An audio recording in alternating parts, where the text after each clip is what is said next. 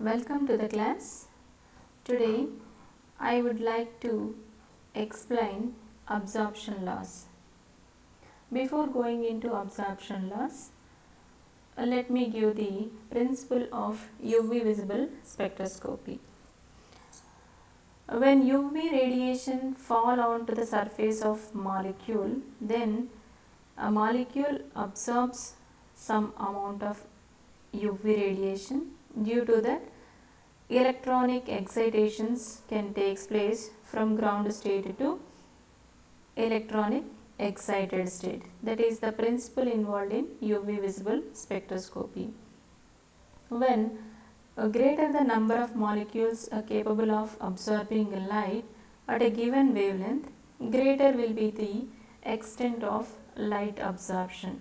That means if suppose the number of molecules are more, then the absorption will also to be more. Okay, here if you see, this E0 indicates the electronic ground state and E1 indicates the electronic excited state.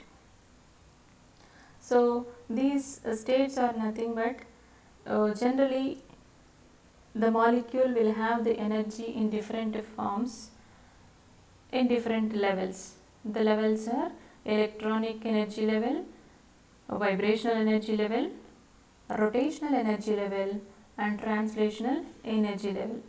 Generally for the case of UV visible spectroscopy, we will consider electronic excitation, electronic states and vibrational states as well as rotational states. As the UV radiation fall onto the surface of molecule, electron which is present at the outer orbital get excited from the ground state to excited state. Okay, so by the travel from ground state to excited state, there must be overcome of vibrational levels as well as rotational levels, because in between E0 and E1 there is appearance of V1 as well as J1. J is meant for rotational level. Of course here I am not showing this J1. J1 is meant for rotational level. Okay, so this is the principle involved in UV visible spectroscopy.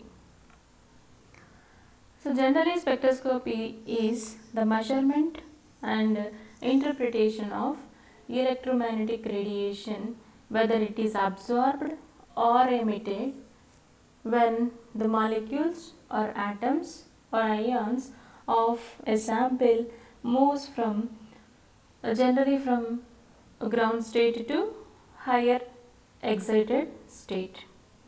UV visible spectroscopy is a type of absorption spectroscopy. It will give the range of 200 nanometer to 400 nanometer. See here, this is the range of UV and this is the range of visible radiation. From 10 nanometer to 400 nanometer, there is again two categories, far ultraviolet and near ultraviolet. So far ultraviolet is also known as vacuum ultraviolet and near ultraviolet is also known as quartz region or simply ultraviolet region. So 10 nanometer to 200 nanometer is the range of ultraviolet, vacuum ultraviolet, and 200 nanometer to 400 nanometer is generally ultraviolet region. Above 400 nanometer, 400 nanometer to 800 nanometer is meant for visible region. So here you will find the color of the substance from 400 nanometer onwards to 800 nanometers. Generally UV visible spectrum is a simple plot of wavelength versus absorption. Simply it can be looked like this. When absorption intensity is taken on y direction and a wavelength is taken on x direction, then you will get the absorption peak like this. So this is the UV visible spectrum. There are generally two absorption laws. One is Lambert's law and the other one is Beer's law. According to Lambert's law, when a beam of monochromatic radiation passes through a homogeneous absorbing medium, the rate of decrease of intensity of radiation is directly proportional to the intensity of incident radiation, and it is mathematically given as minus di by dx is equal to ki. So here k is the proportionality constant, also known as absorption constant, and I is the intensity of radiation. Di by dx is decrease in the rate of intensity of radiation. If I naught is the intensity of incident radiation when there is no contact with the sample, and I is the intensity of transmitted radiation when it is in contact with a sample, organic sample, with the thickness of absorbing medium x, then the mathematical expression will be undergoing integration like this. So integral I naught to I di by I is equal to minus x is equal to 0 to x k dx. Integral di by I is equal to ln I, which is limits I to I naught. If you substitute the limits, then you will have ln I minus ln I naught. So ln I minus ln I naught, simply it is deriving as ln I divided by ln I divided by I naught, and here integral dx, because k is constant, it is keeping outside, integral dx is equal to x. So finally it is minus kx. On final interpretation, you will get I is equal to I naught into e power minus kx. This is according to Lambert's law. Now let us see Beer's law. According to Beer's law, when a beam of monochromatic radiation is passed through a solution of an absorbing medium, the rate of decrease of intensity is directly proportional to the intensity of incident radiation as well as the concentration of the solution. So it can be mathematically given as minus di by dx is equal to proportionality constant k dash into C. Here C is concentration of the solution, and here we are applying the integration on both sides. You will get same in the earlier slide.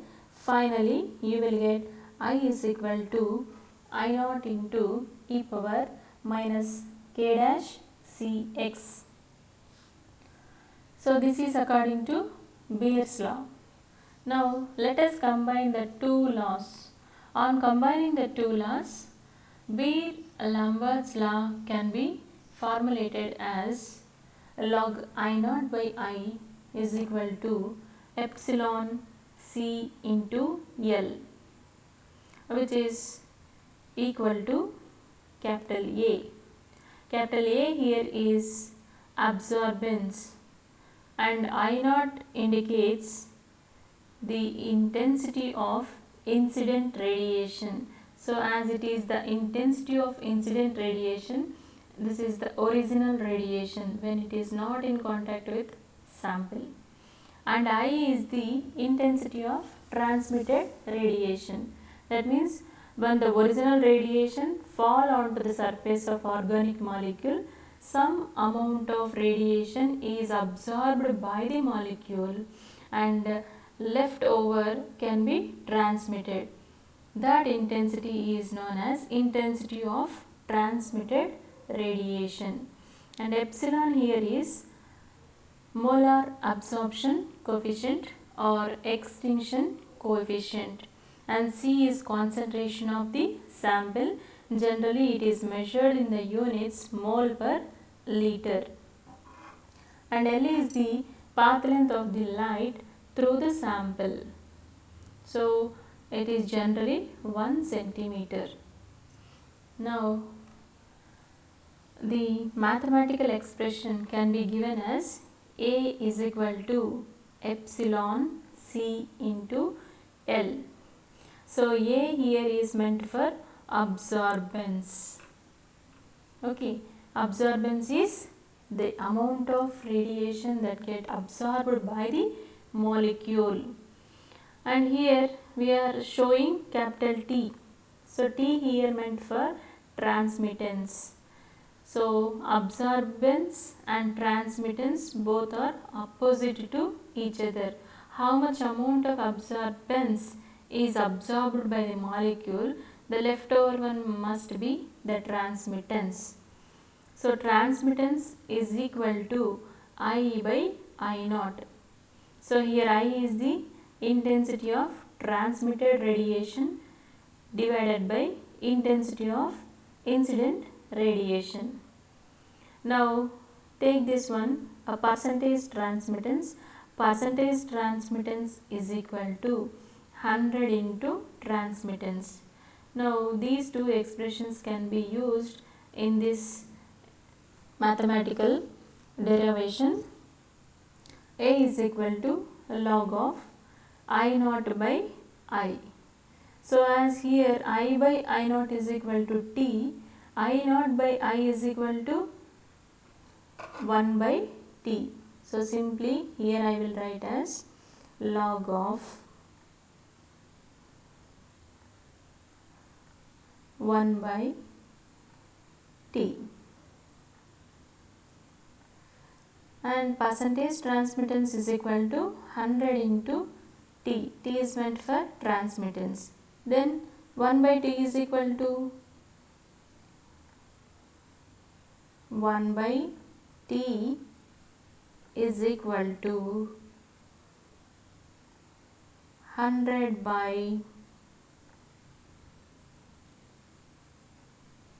percentage transmittance. Okay, now if you substitute here 1 by T at the place of 1 by T, if you substitute log of 100 is simply noted as 10 square divided by percentage transmittance. So this is present in the form of log A by B. Log A by B is equal to log A minus log B, that is log 10 square minus log percentage transmittance. Log 10 square means 2 log 10. Okay, log 10 is equal to 1, so that's why it is simply noted as 2 minus log of percentage transmittance. So this is the mathematical expression that can be calculated when transmittance is given. Absorbance can be calculated. When percentage transmittance is given, then also absorbance can be calculated by using this mathematical expression. Now we have to see some limitations. So according to Bayes and Lambert law, absorbance versus concentration plot must be a straight line, because A is equal to, A is meant for absorbance. So absorbance A is equal to a constant, molar extinction constant, that is epsilon into C into L. So if you compare absorbance and concentration, both are directly proportional to each other. As they are directly proportional to each other, if you plot the graph between absorbance and concentration. If concentration increases, absorbance may also increases. So on increasing the concentration, you will get the graph as a straight line. So this is known as calibration curve. So it is not true for all the cases, because at high concentrations there is some deviation from the linear relationship. Here it is showing as a linear line, but at higher concentrations the graph may be look like this. That means a graph can look like this. The straight line can be deviated when at high concentrations. And why the deviation takes place is not explained by Beer-Lambert's law. This is one limitation. And the next one is, this law is not applicable when different forms of absorbing molecules are in equilibrium. And here I am showing one problem which is useful for the purpose of competitive examinations.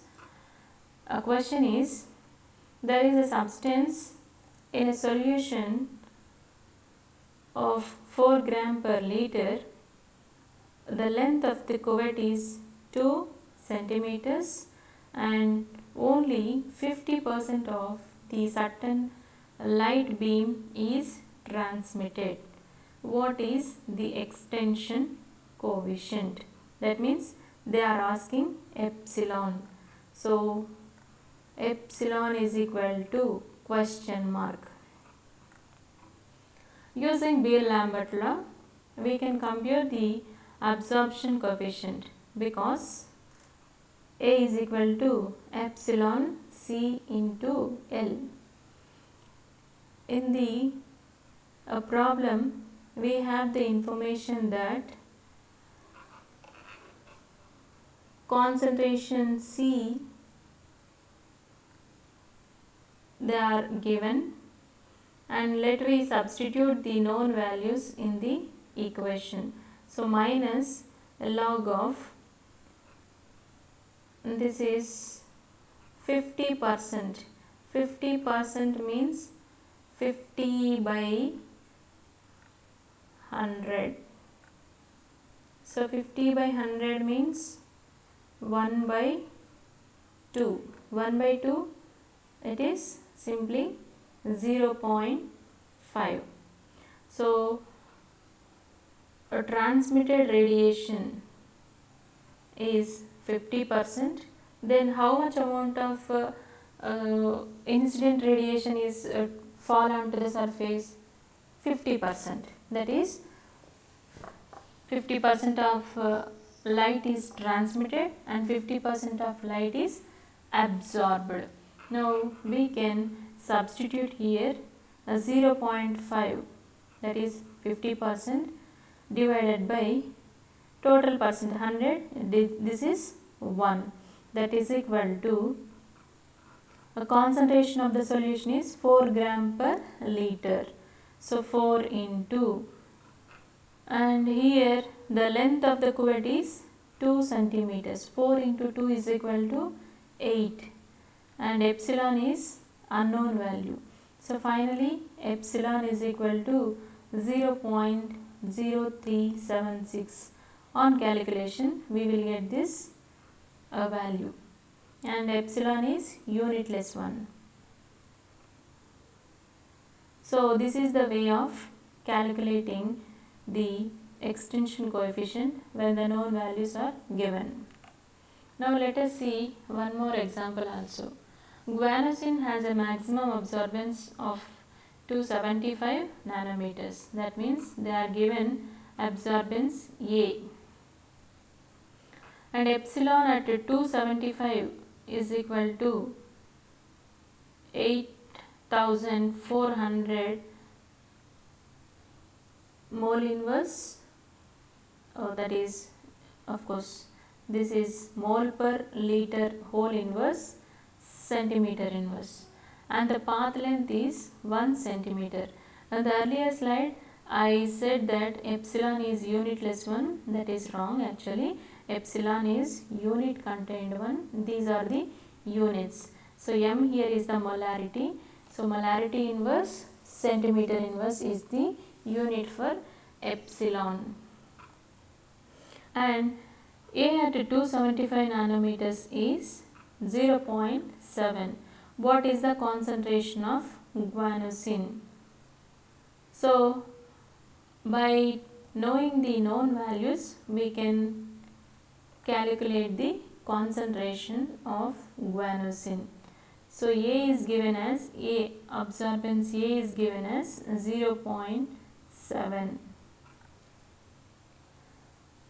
and 0.7 is equal to epsilon value is given 8400 and C is the concentration that is unknown and L is 1 centimeter, a path length. So 1 centimeter is given. Finally, on calculation you will get C is equal to 8.33 into 10 to the power of minus 5 mole per liter. So this is the concentration of guanosine by using the data given. So this is the overall class for today. Thanks for giving this opportunity. Thank you.